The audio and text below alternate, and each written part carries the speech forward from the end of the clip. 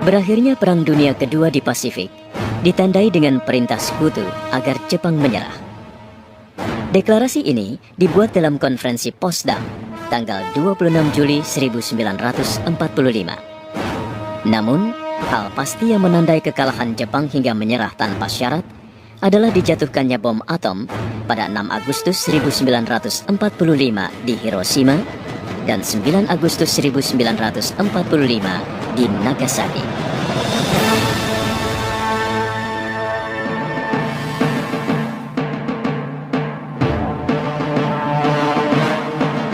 Kekalahan Jepang ini disambut Indonesia sebagai harapan baru untuk membebaskan diri dari penjajahan dan mencapai kemerdekaan.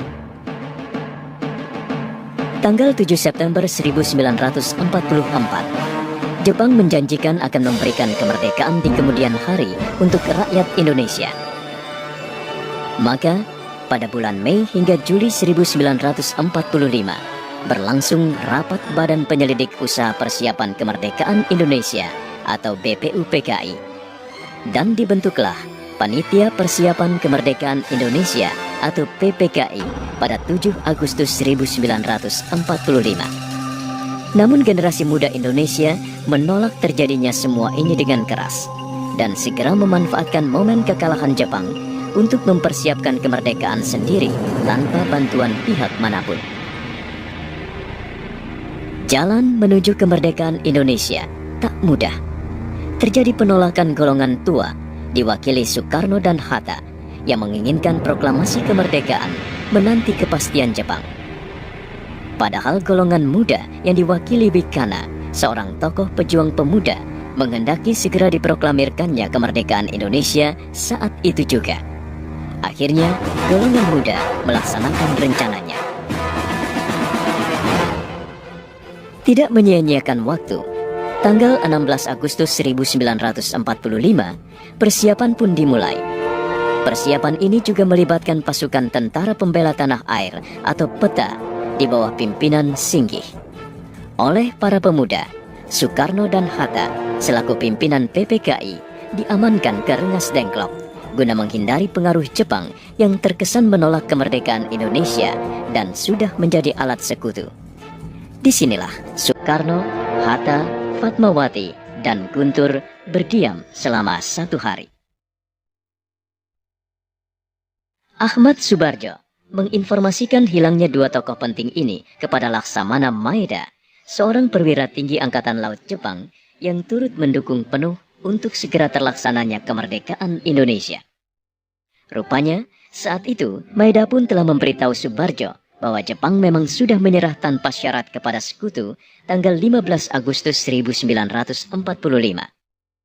Laksamana Maeda pun segera memerintahkan Nishijima, tangan kanan sekaligus penerjemahnya, untuk mencari Soekarno dan Hatta. Subarjo disertai Sudiro, atau biasa dipanggil Mbah, dan Yusuf Kunto berangkat ke Rengas Dengklok untuk menemui Soekarno dan Hatta. Mereka menggunakan mobil Skoda milik Subarjo. Hari itu juga, rombongan Soekarno-Hatta dan Subarjo serta Sukarni segera menuju Jakarta. Tujuan pertama adalah kediaman Soekarno, dilanjutkan ke kediaman Hatta di Jalan Diponegoro nomor 57. Berlakunya jam malam menyebabkan pihak hotel tidak dapat memberikan ruang rapat. Hotel tidak diperkenankan menyelenggarakan kegiatan pada pukul 10 malam. Tidak putus asa, Subarjo menghubungi Laksamana Maeda untuk menyediakan ruang rapat guna mempersiapkan proklamasi kemerdekaan. Dan Maeda menyetujuinya.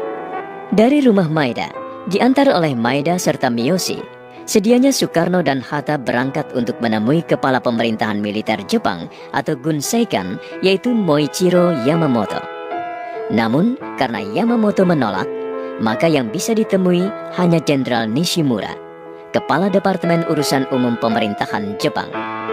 Nishimura menyampaikan perintah dari Tokyo mengenai perubahan keadaan bahwa Jepang harus menjaga status quo dan tidak dapat memberikan izin untuk persiapan proklamasi kemerdekaan Indonesia. Perdebatan pun terjadi. Saat itu, Maeda telah pulang ke kediamannya lebih dulu. Setibanya di rumah Maeda, Maeda menyambutnya. Saat itu rumah sudah dipenuhi oleh sekitar 40-50-an orang. Maeda seketika mengundurkan diri dan menuju ke lantai atas, sambil mempersilahkan ketiga tokoh tersebut untuk tetap berada di rumahnya.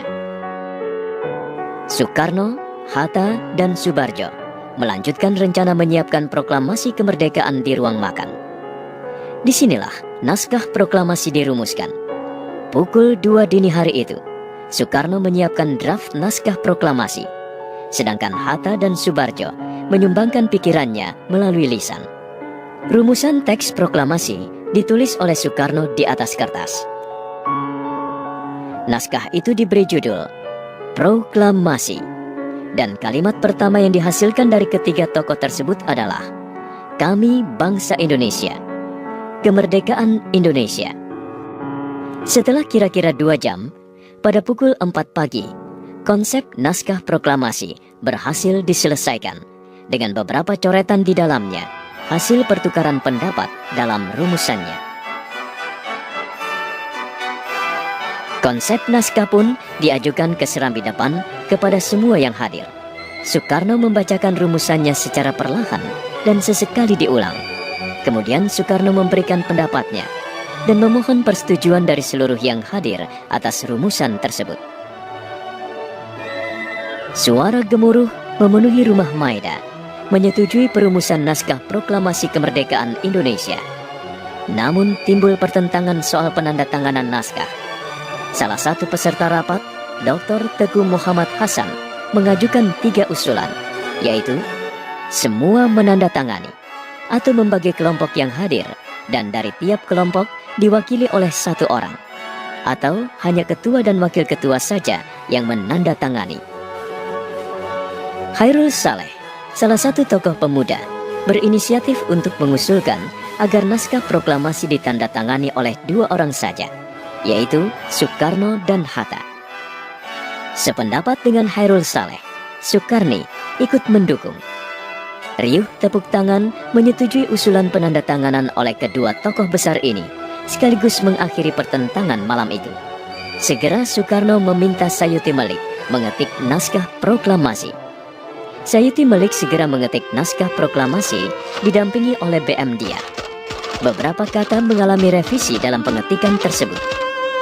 Sayuti Malik merubah kata tempo menjadi tempo, dan kalimat wakil-wakil bangsa Indonesia menjadi atas nama bangsa Indonesia, seperti yang sering kita dengar saat ini.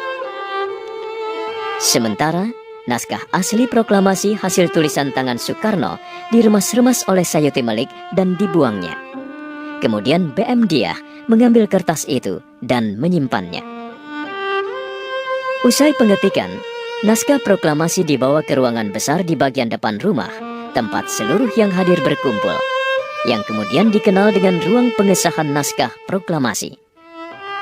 Sekitar pukul 4 pagi hari itu, disaksikan oleh seluruh peserta rapat, Soekarno dan Hatta menandatangani naskah proklamasi di atas sebuah piano. Setelah itu, Soekarno dan Hatta pergi ke dapur rumah Maeda untuk menyantap sahur. Awalnya, proklamasi akan dibacakan di lapangan Ikada. Khawatir akan terjadinya bentrokan, akhirnya disepakati pembacaan naskah proklamasi diadakan di halaman depan rumah Soekarno di Pegangsaan Timur 56. Usai pengesahan naskah proklamasi, seluruh yang hadir meninggalkan ruangan dan menyambut proklamasi kemerdekaan Indonesia dengan saling memberi ucapan selamat. Mendengar riuh di bagian bawah rumahnya, Maeda pun turun menuju ruang tamu dan memberikan ucapan selamat. Tak lupa akan jasanya yang telah menyediakan ruang untuk persiapan kemerdekaan. Soekarno dan Hatta mengucapkan terima kasih kepada Maeda dan segera meninggalkan rumah perwira Jepang itu. Tanpa menyia-nyiakan waktu, BM Dia segera memperbanyak naskah proklamasi dan disebarkan ke seluruh Indonesia. Sedangkan para pemuda dipimpin Syahrudin yang bekerja di kantor berita Domei menyiarkan berita proklamasi kemerdekaan Indonesia secara telegrafis ke seluruh dunia. Sore harinya, Radio Jakarta yang saat itu dikenal dengan Jakarta Hosu Kyo. Atas usaha penyiarnya, Yusuf Ronodipuro juga turut menyebarkan berita bahagia itu.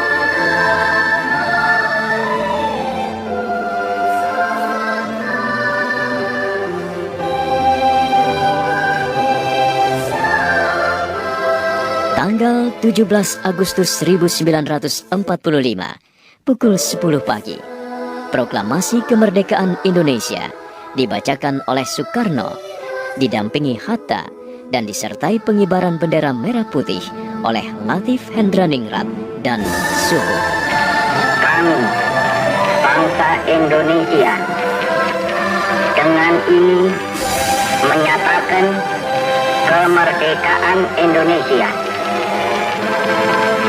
Hal-hal yang mengenai pemindahan kekuasaan dan lain-lain diselenggarakan dengan cara saksama dan dalam tempo yang sesingkat-singkatnya. Jakarta, 17 Agustus 1945, atas nama bangsa Indonesia, Soekarno, Hatta.